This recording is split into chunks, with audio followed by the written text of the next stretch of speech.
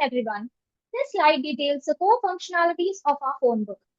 We have implemented the fundamental CRUD operations: insertion for adding new contacts, searching, retrieving contacts by their exact name, deletion or removing entries, and updating to modify an existing contact's phone number. Additionally, we have included enhanced utility features for a better user experience. A partial name search allows users to find contacts only by a string. A contact counter provides a quick view of the total number of entries, and the grouping feature organizes the contact list alphabetically by the first letter, significantly improving navigation. Hereafter, the reason we have chosen hash table would be explained by Shrestha.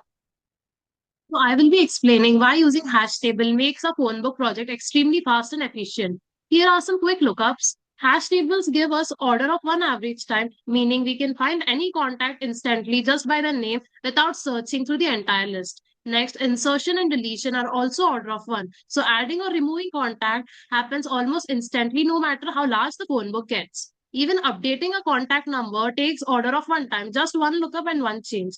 Now, when it comes to scalability, hash tables maintain this high performance even with thousands or millions of contacts, unlike arrays or linked lists, which slow down as data grows because they take order of n time for searching, deleting, and updating.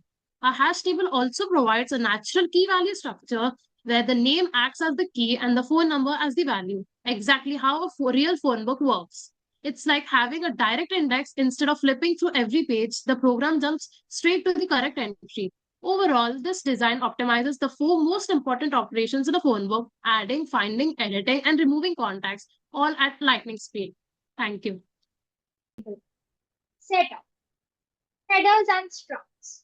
First, we include standard libraries. We define our hash table size as 101.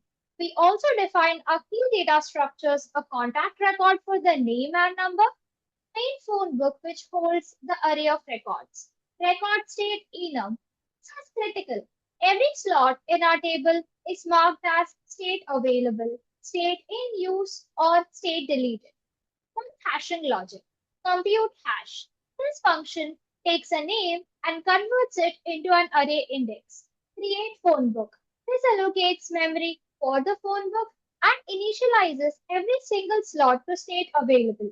Key operations. Program uses open addressing with linear probing. If the hash index is busy, it just probes to the next slot with index plus 1. Add contact, find contact number, remove contact, and update contact phone are the available functionalities, which are the core operations. Search and main loop. Search or display functions. Functions like search by partial name or display all by letter do not use hashing. They perform a simple linear scan over the entire array to find matches. Main function. This function runs the main application loop, displays the menu, gets user input, and uses a switch statement to call the correct function. When the user quits, calls destroy phone book to free all memory. Conclusion.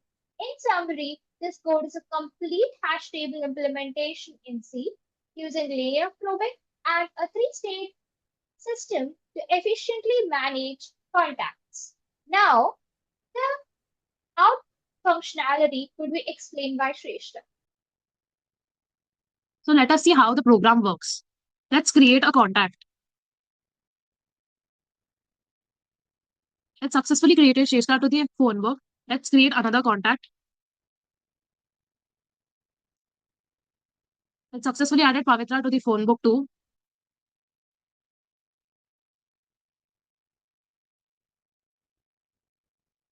Let's find contact by name.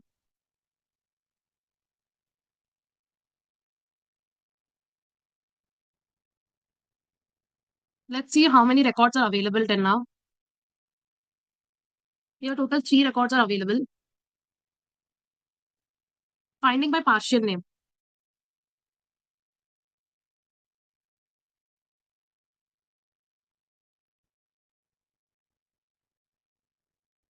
Let's modify contact's phone number.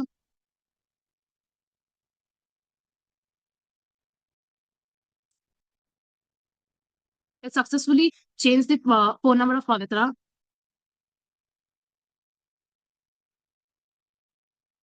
Yeah, we can see here, change the phone number of furniture. So that's how our project works, and thank you.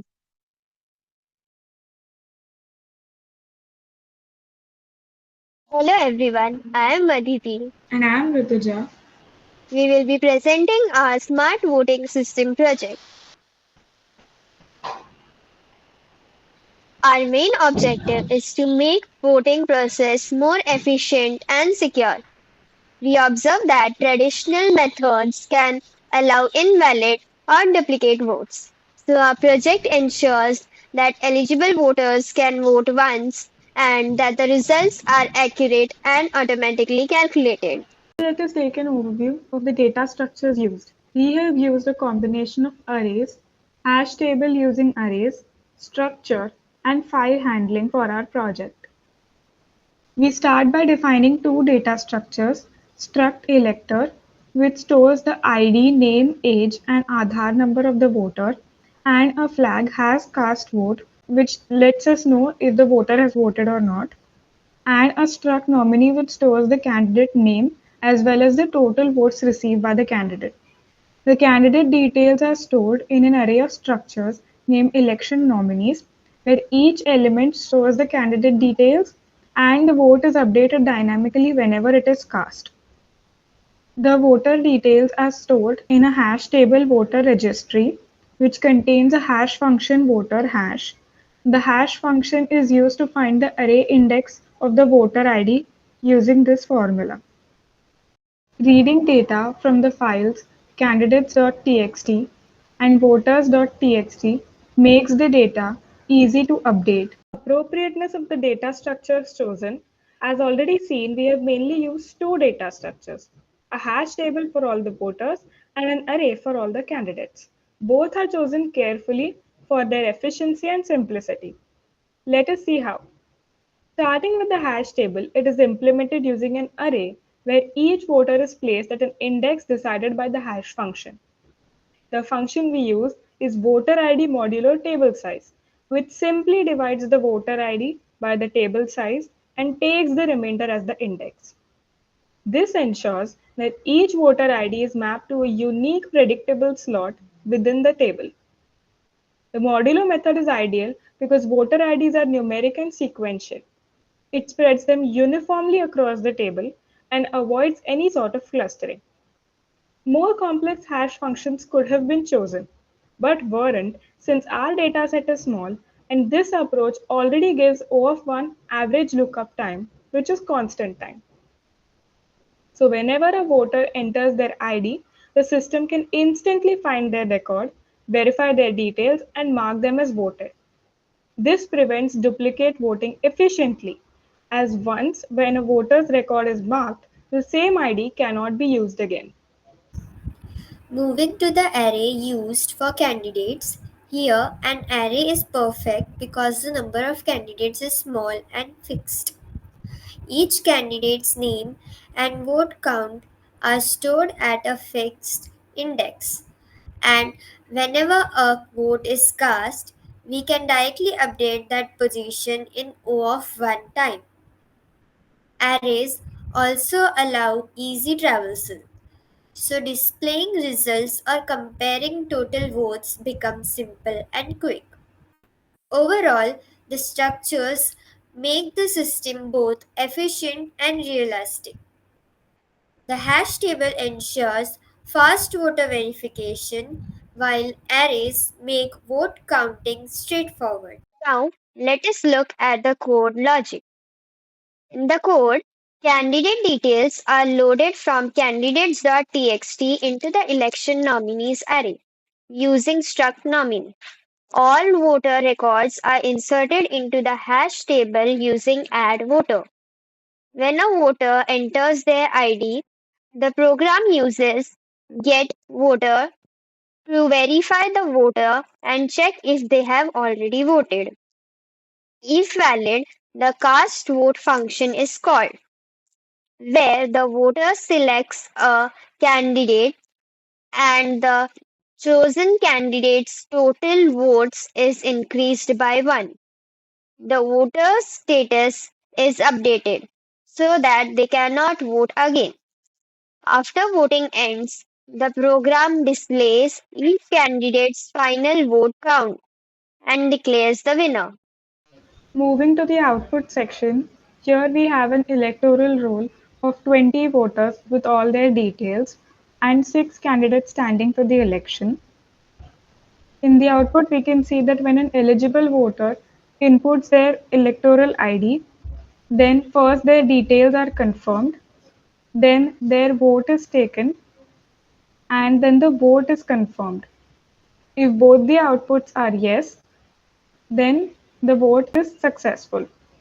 Similarly, this process is repeated for all the candidates until -1 is entered and the final election results are displayed. Here we can see an electoral tie between two candidates. Closer look at all the test cases considered reveals that when a voter ID which is not in the electoral roll is entered, then the access is denied. If a voter ID is in the electoral roll but the details are not correct, then a message prompting the voter to contact the polling officer appears. If the voter selects a candidate which is not present, then an invalid selection message pops. If the voter wishes to cancel the vote at the last minute, then the vote is cancelled and he or she is allowed to vote again. Finally, if the voter successfully casts their vote, then the same voter is not allowed to vote again, as we can see in the electoral ID 108. The file name is incorrect, then we can see that a file handling error occurs wherein we cannot open the file. The plagiarism report reveals 3% of similarity. These are some of our references. To conclude, our project successfully demonstrates how arrays and hash tables can be applied to build a secure and efficient voting system. It verifies voters quickly, prevents duplicate voting, and handles real world conditions like tie cases. This approach can be expanded to a large scale digital election model in the future. Thank Thank you. you. Your code handles hash collisions using linear probing. Could you explain the main disadvantage of this method? And we might see it affect performance as the phone file fills up. The principal disadvantage of linear probing is primary clustering. This phenomenon occurs when inserted keys, even those with different initial hash indices, tend to perform long, contiguous blocks of occupied slots. When a collision happens, the probe sequence follows this linear block and a new item is added to its end, making the cluster even longer. As the phone book fills up, its load factor increases. This exacerbates primary clustering as clusters merge and grow rapidly. Consequently, the average number of probes required for insertions and searches degrades significantly. Performance shifts from ideal average O1 complexity towards ON complexity. Instead of linear probing, you could have used separate chaining to handle collision. What is that, and what is one advantage it has over your current implementation? Separate chaining is a collision resolution strategy where each slot in the hash table array does not hold a value directly, but instead holds a pointer to a separate data structure, typically a linked list. When multiple key hash to the same index, they are simply appended to the linked list at the corresponding index. A significant advantage over linear probing is that separate chaining does not suffer from primary clustering. Collisions at one index I only affect the items within the index linked list. They do not occupy or interfere with the slots I plus 1, I plus 2, etc. This means performance degrades more gracefully as the table fills. The hash table has a fixed size of 101. What major problem will occur as the number of contacts approaches this limit, and how would you solve this in a more robust implementation? So the major problem is severe performance degradation. As the table's load factor gets high, it's mostly full of collisions and frequent and clustering gets worse, making additions and searches very slow. The ultimate problem is that once all 101 slots are full, no more contacts can be added at all. The solution is to implement dynamic resizing. When the load factor reaches a certain threshold, we would create a new large hash table and then iterate through every contact in the old hash table, rehashing and inserting them into a new one. Okay.